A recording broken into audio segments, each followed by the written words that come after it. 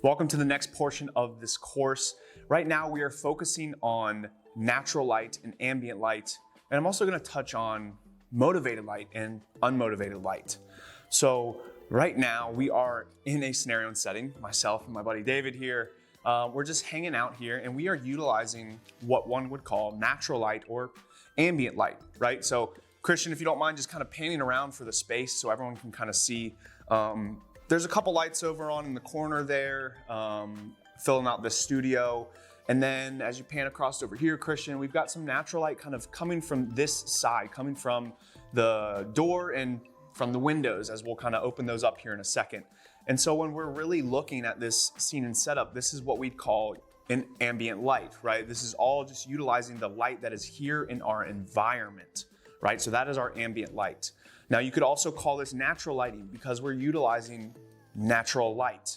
Now again, additionally, maybe we're cheating this a little bit. We're getting a little bit of light from over there, but not really. In reality, all of our light is coming from outside. So we've got a natural light source. We're not utilizing LEDs, HMIs, tungstens, none of that. This is all just through natural light.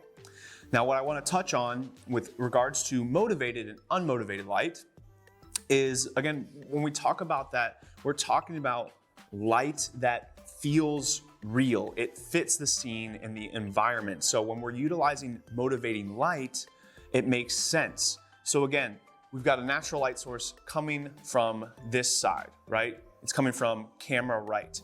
And so this is our motivated side. This is where natural light is already coming from. So it feels motivated. So I'm gonna go ahead and open this up just a little bit more, let a little more light in for us. And the nice thing about doing something like this is the sun really does all the work for us. Glass is a nice benefit to have as well because it kind of helps soften the light up a little bit, if you will. But as I'm kind of looking on the monitor here, and if I jump to a false color look really quick, which I can do here on my monitor, and false color we'll touch on later in this course as well. It's a great resource for helping you read what and how your lighting setup actually looks like. Is there anything peaking? Is there anything that is too hot?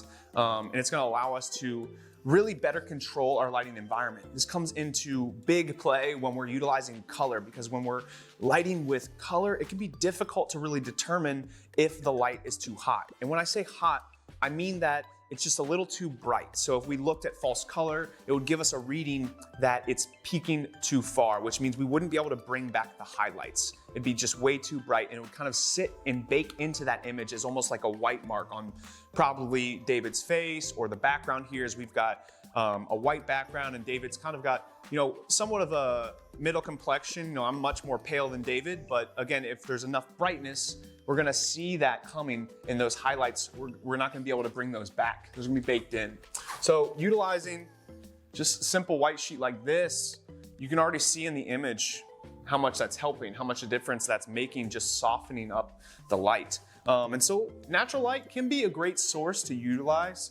But again, when I'm looking at an environment like this, for me, it's a nice source and it helps you move really fast. But again, the big problem with utilizing natural light is there's only so much you can do. There's only so much you can control. So for me, if I'm in a studio, I would rather kind of block out most of this light and then again, create the light source that I want, but knowing that we have a motivated source.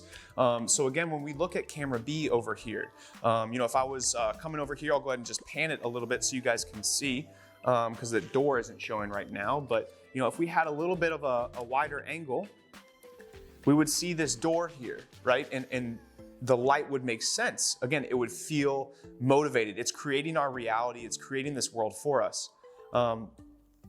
And so when we talk about unmotivated light, right? So that's almost kind of like looking at this A camera look right here. If we don't have a B camera look that helps us establish our scene and our environment, and understand where we are and what's creating this space, it can maybe leave your audience a little unsettled.